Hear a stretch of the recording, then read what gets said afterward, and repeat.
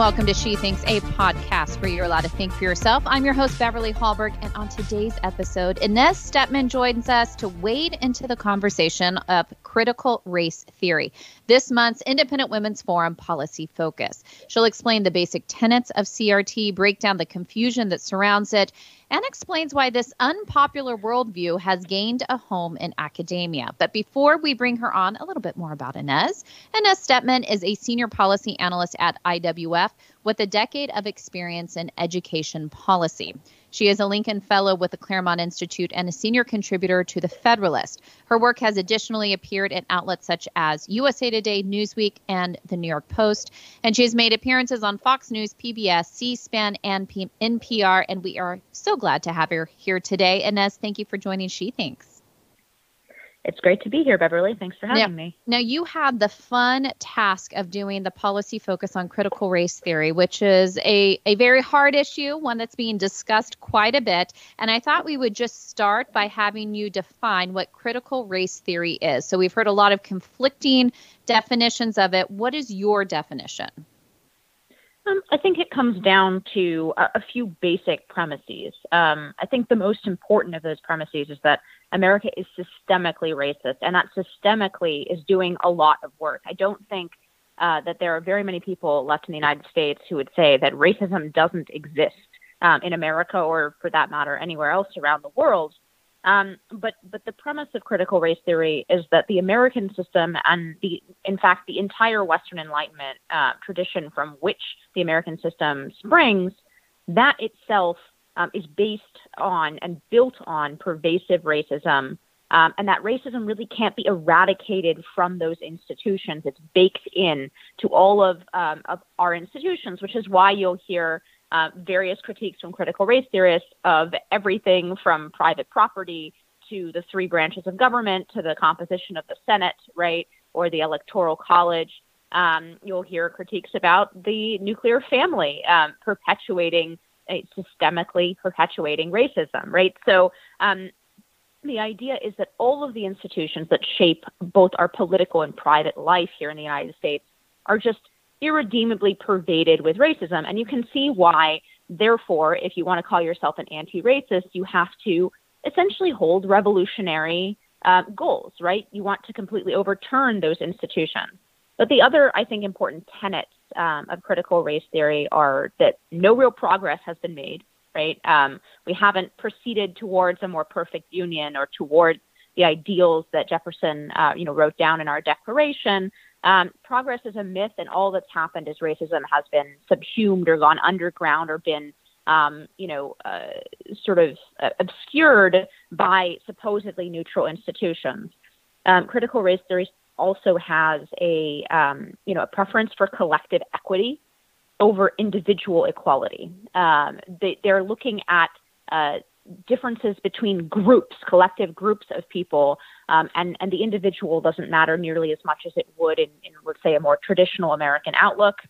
And then finally, race essentialism, right? Racial identity is to the critical race theorist, the primary way that a person understands and experiences the world, right? Whereas I think some of us might say race is probably one of many, many, many different ways that you can experience the world. We have, plenty of human experience that is common between the races. Critical race theory really hones in on race as something not only just a fact of life, but an essential part of the way that a human being experiences his country, his world, and his life. And I think all of those tenets are quite pernicious, although I would note that it's not that important. So I think it's important to understand what critical race theory is, but it's important not to get sucked into an academic debate about, Herbert Marcuse, or, what's the relationship of critical race theory to Marxism, right? These kinds of academic debates are important and interesting, but at the end of the day, I think what's really much more important is to point to the implementation of critical race theory in our schools, in our government agencies, in our corporations, and say, are you okay with this? Whatever you want to call it, are you okay with third graders being split up by racial group and assigned a ranking in terms of their privilege and power? Are you okay with that? I don't care what you call it. I think we will probably get further that way than being sucked into this like endless debate about what is critical race theory? What is a different intellectual strain? Is it academic? Is it has it left the academy? All of these things are very interesting questions. But at the end of the day, what's important is how it's being implemented. And I think the majority of Americans are quite unhappy with seeing it implemented in our institutions and education centers. And I think one of the interesting aspects of this is, I would say, decades ago, maybe even as recent as 5-10 years ago, there was this idea that if being colorblind was a good thing, that to not see color, to quote Martin Luther King, content of character more than color of the skin. But that has now moved into, it's offensive if you see things in a colorblind way, that we actually need to see color. Where did that, I should say, where and why did that change happen? Yeah, I mean, I think it goes back to that first principle of critical race theory, right? The idea that our institutions are themselves, even these new institutions that seem on their face to be racially neutral, right? The idea that we have three branches of government, that we have limitations on the government from the Constitution, the entire American system. To the critical race theorists, this is all just a cover for a racial hierarchy. Right. And that's why you see that colorblind ideal that a lot of us thought, we were moving towards in the 80s or 90s, become essentially a dirty word to folks who would identify themselves as proponents of CRT. Right. Because their argument would be that colorblindness is simply an excuse to cover up the existing racial hierarchies. What they would say is that your race really matters in America, and it matters for how you experience the world. And therefore, this colorblindness is not an ideal. It's just one more cover over the racial hierarchies that are existent in America. I actually think the opposite, obviously. I think it's a very difficult project that America has always taken on, has always been a multi-ethnic republic. And there's a reason that our motto is e pluribus unum, right? Out of many, one. That's a very tall order. We have people in America from all over the world, every country in the world, every language virtually that has been spoken in the world has been spoken in this country at some point. We have people of different faiths. We have people of radically different experiences and backgrounds. It's always going to be a challenge and a strength for us to try to find what all of these people have in common and try to integrate them into what might be called the American way, right? And so sometimes I wonder if some of these critical race theory folks, if they really believe what they're saying about the virulency of supposed white supremacy in 2021 in America, and whether if they spent some considerable time outside of this country, they might come to different conclusions about the tolerance levels of Americans towards other Americans who may not look like them, may come from different backgrounds. I mean, in my experience, this country is among the least racist countries on the planet. That's not to say that racism doesn't exist in the United States, but that we have actually made an enormous amount of progress towards those ideals that are enshrined in our Declaration, towards the equality of man, towards treating people on the basis of the content of their character and not the color of their skin. But it's deeper than just saying we haven't fully lived up to those ideas. A critical race theorist says those ideas are not worthwhile to begin with. They're just covers for racial hierarchy in and of themselves. Colorblindness is a cover for that. And therefore, not only are they not something to strive towards, they're actually an act of perpetuating what they would say a racial hierarchy or white supremacy. And so I think that's the impasse in which we find ourselves. There's no way to really satisfy the critical race theorist. There's no progress that'll satisfy a critical race theorist in terms of within the existing system. The system itself has to be, overturned or destroyed. That's what makes them a revolutionary movement rather than just a political bloc with certain policy demands. Well, one critical race theorist, Ibram X. Kendi, seemed to backtrack some on what has been language of those who are promoting this theory. There was whether or not critical race theory says every white person is a racist. And he said that those who are accusing his perspective of that are based on things that are made up definitions and descriptors and do not accurately reflect critical race theory. What do you say to that line that he claims, to that narrative that critical race theory doesn't say every white person is a racist?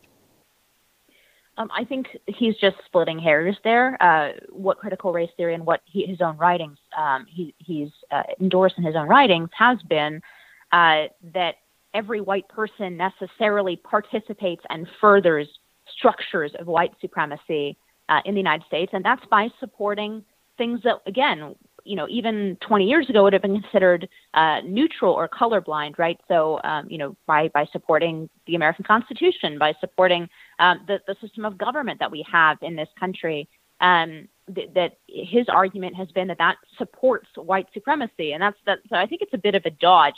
I think what they're trying to say there is that they're trying to separate the idea of that most Americans have of racism as essentially a sin of the heart, right? As judging someone by the color of their skin rather than the content of their character, prejudging someone before you know them, assuming certain, negative stereotypes about a person because of their racial background. That's what the average American thinks racism is.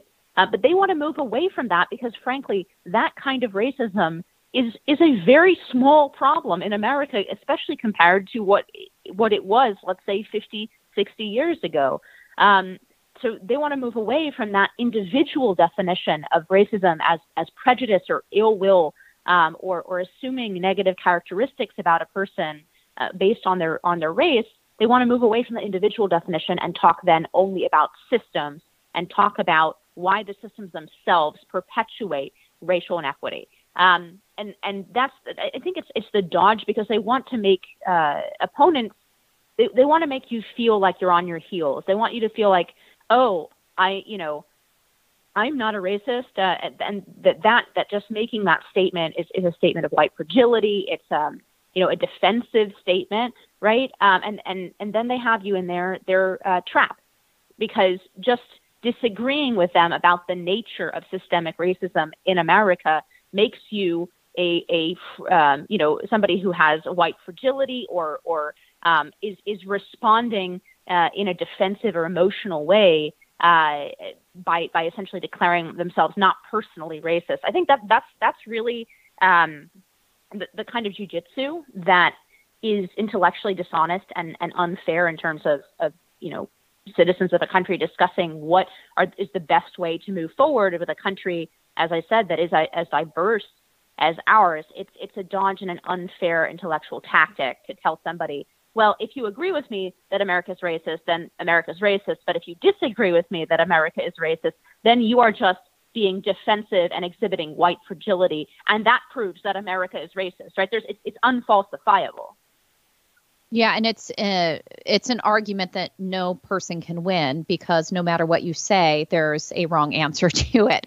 And so my question to you, you talked about this being the application. The application is what's really concerning, more than let's get into the theory and how did it begin and all of those things, which is a great intellectual exercise. But it matters as far as what is being taught specifically in our schools.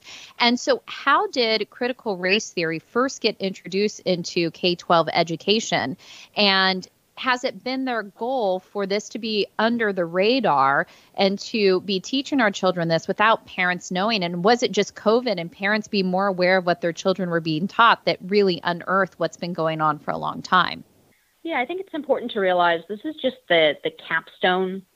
Critical race theory is the capstone on narratives that have been embedded in the K-12 system and that have come to the K-12 system from the academy, from the university, really for decades now. And those ideas are perhaps more radical now than they were 3 years ago.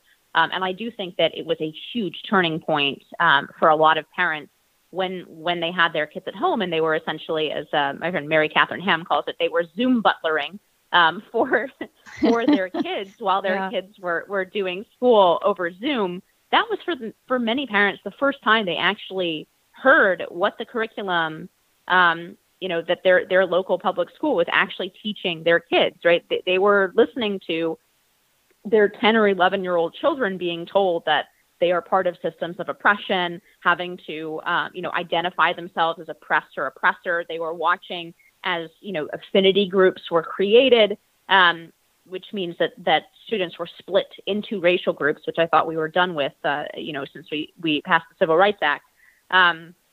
But in any case, this was the first real, in-your-face interaction, because the public schools do a very, very good job of actually hiding what it is that they teach kids all day. You would think that it would be a very simple thing to, pull a lesson plan, for example. The reality is that more often than not, it requires a series of FOIA requests. It requires, a lot of effort. In some schools, you have to come at a particular time of the day that's in the middle of the workday in order to see, the lesson plan for the upcoming year. They do a lot of things to make it difficult for parents to actually read and see what their kids are doing. And because of COVID and because of Zoom school, all of a sudden parents were, able to break through all of those layers of bureaucracy and really just sit next to their kids and see what they were learning. So I think you can't underestimate how important that was.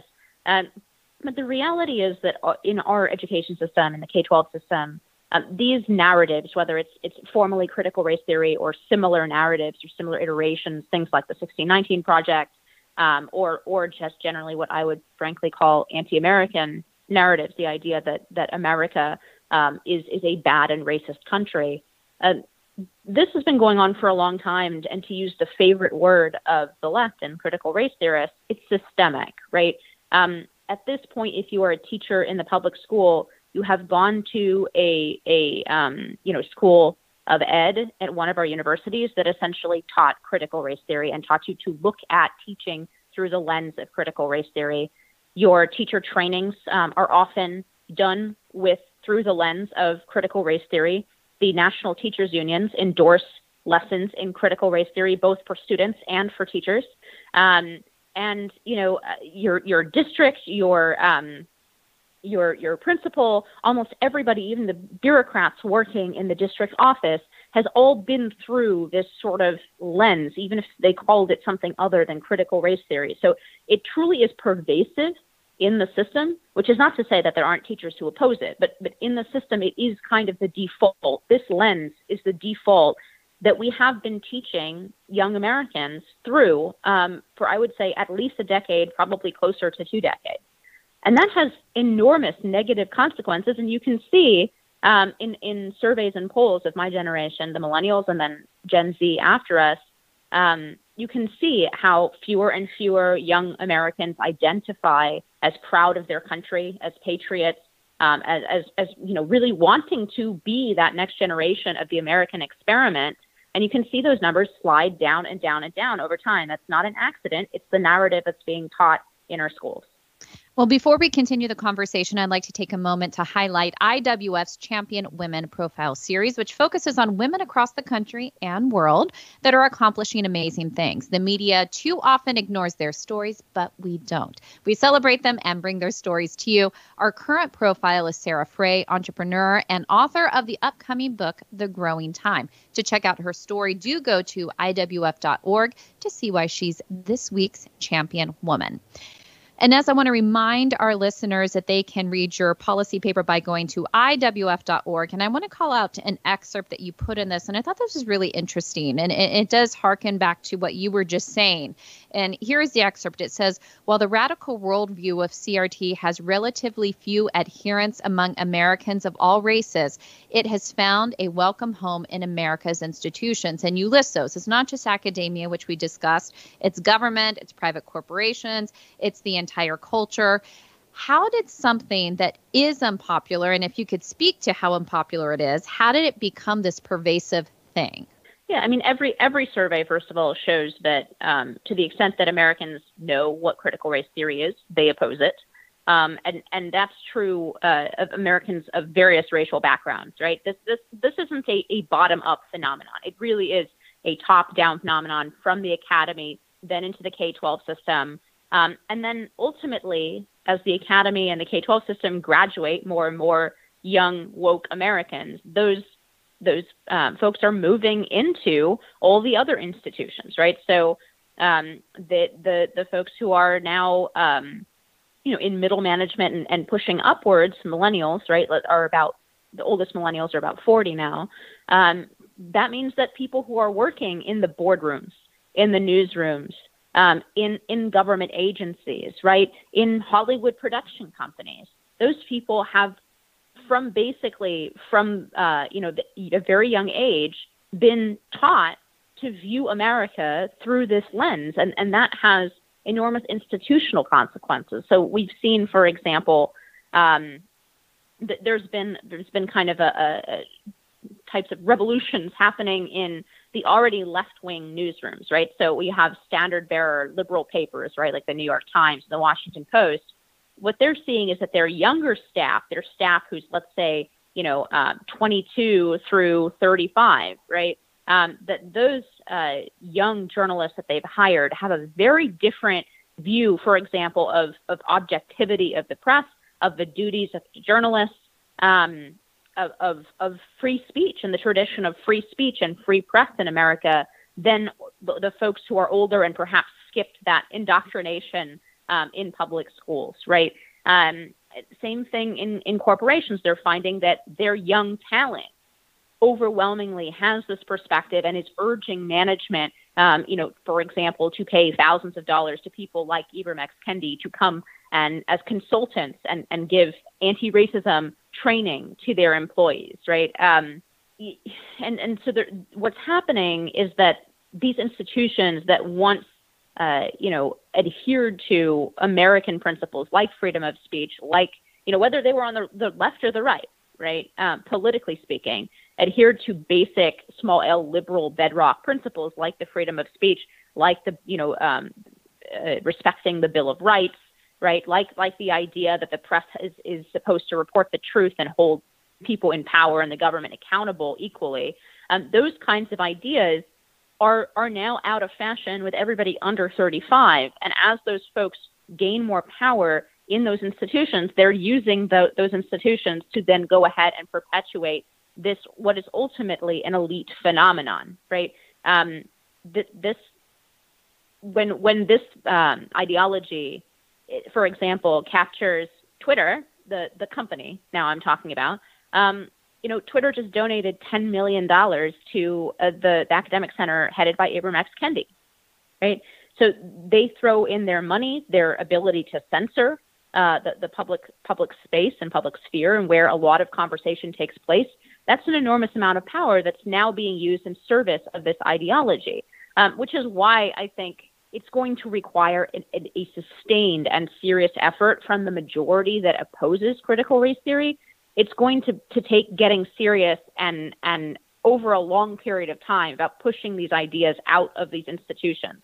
It's going to require us to deal with, and I'm not going to go into all the debates of how, because it could be an entire podcast on that, but it will require us to confront woke capital in this country and the woke culture within powerful corporations. It's going to require on the education space, it's going to require systemic moves, like thinking about whether it's worth it for the American taxpayer to fund student loans to the tune of $1.7 trillion to go to universities that then teach this critical race theory worldview. It's going to take us thinking about whether we really ought to be funneling a much bigger even sum of money, because it's about $800 billion per year, every year, that we pay for K-12 education, that instead of going directly to families so that they might be able to choose whether they want a school that teaches critical race theory or a school that doesn't teach critical race theory or teaches a more traditional American curriculum, instead of going to the family to make that choice right now, that $800 billion goes overwhelmingly directly to districts. And we're going to have to look at that. We're going to have to think about this as a prolonged battle, because even if we win tomorrow, quote unquote, and we push this ideology out of the education system, we're still going to have millions and millions of Americans between the age of, let's say, 20 and 35 who have totally bought into this ideology. And we're going to have to think about how to deal with that and how we can try to preserve the American system for those who are coming after us, for our children and our children's children, because I truly believe, especially as, my parents came from somewhere else. They came from communist Poland. I don't want to see this country, become unexceptional. All of the things that the critical race theorists are worried about in America and want Americans to self-flagellate for, right? Our history with slavery, our history with discrimination and Jim Crow, all of those things are real, but they're unremarkable in the history of the world. What's remarkable isn't that America has, its sins and black marks and has treated people horribly. What's remarkable is that America has created the amount of liberty and prosperity and freedom that it has. And the fact that we have been able to take people from all over the world and make them a part of this great American experiment where we are progressing towards a more perfect union, where we are progressing towards living up to the ideals that are etched in our Declaration. That's the exceptional and remarkable thing, not the fact that there have been mistakes and terrible things in this country in the past. Yeah. So in closing, I think this is one of the things that has been encouraging to me and to hopefully to anyone else who's been seeing what's been happening with critical race theory, and for people who are concerned about the future of our country. I've been encouraged to see how many people have spoken against it, especially when it comes to parents speaking up in board meetings. And I find it encouraging because they are called horrible things. They are called racist, among other things, for speaking up. And yet we have Americans across this country who are willing to take on public shame by a certain group of people in order to protect their kids. So when you see average Americans speaking up across this country, and parents who probably had no desire to be confrontational, but for the sake of their children, they're going to speak up. Do you think that there is a ground-swelling movement among Americans of all races who feel like, you know what, for the sake of my kids, I'm going to speak up? And are you encouraged by that? I'm enormously encouraged by it. It's wonderful to see people go to school board meetings and speak up. It's wonderful to see people, state publicly what privately they were afraid to say publicly, but they were saying in private for quite some time. We have a real problem with the chilling of free speech in this country. And I hate the phrase cancel culture, but for lack of a better phrase, right? People are afraid to share even the most, moderate and well-reasoned of beliefs that are very common in this country. But I believe that the polls are around 50% of Democrats are afraid to share their political beliefs publicly, about 60% of independents, and about 75% of Republicans are. So that's the majority of the country is afraid to speak out because they will be called those nasty names, right? And I think it's just very important to realize that when they call you a racist or a bigot or a white supremacist, their definitions of those words, the critical race theorist definition of those words, couldn't be further from the average American. So in my view, we just need to be brave and stop worrying about being called those names, because they might as well be calling you purple. It's such a different definition than what I think the average American thinks of when he thinks of racism, for example, or white supremacy, right? We think about the Klan, not about somebody who supports the Bill of Rights and the Constitution. So I think we have to stop being afraid, which is, I am fully aware. It's easy for me to say I work for this wonderful organization, the Independent Women's Forum, and am able to come on to podcasts like this one and talk with you, Beverly. So I have the freedom in my work to say these things. And I realize that it's much easier for you and I to speak about these things than, for example, someone whose job might hinge on the line. But at the end of the day, there is no substitute for courage. And there are a lot more people who think like you out there who are afraid to say anything and who will speak up if you're the first one to step forward. Yeah, I completely agree with you. I think the fact not only that we have this platform to speak on these issues, but we have the support from each other and our colleagues.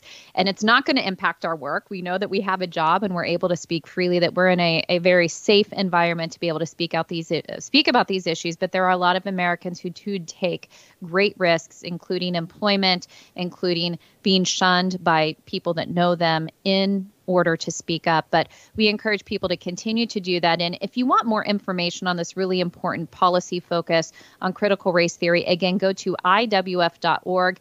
Inez not only details more of what she talked about today, the tenets of CRT, but also goes into more detail on what each of us can do to stop it. So, Inez, thank you so much for working on this policy focus and for explaining it so well in our conversation today. Thank you so much for having me, Beverly. And thank you for joining us. Before you go, Independent Women's Forum does want you to know that we rely on the generosity of supporters like you. An investment in IWF fuels our efforts to enhance freedom, opportunity, and well-being for all Americans. Please consider making a small donation to IWF by visiting iwf.org/donate. That is iwf.org/donate. And last, if you enjoyed this episode of She Thinks, do leave us a rating or a review on iTunes. It does help. Also, we'd love it if you shared this episode and let your friends know where they can find more She Thinks episodes. From all of us here at Independent Women's Forum, thanks for listening.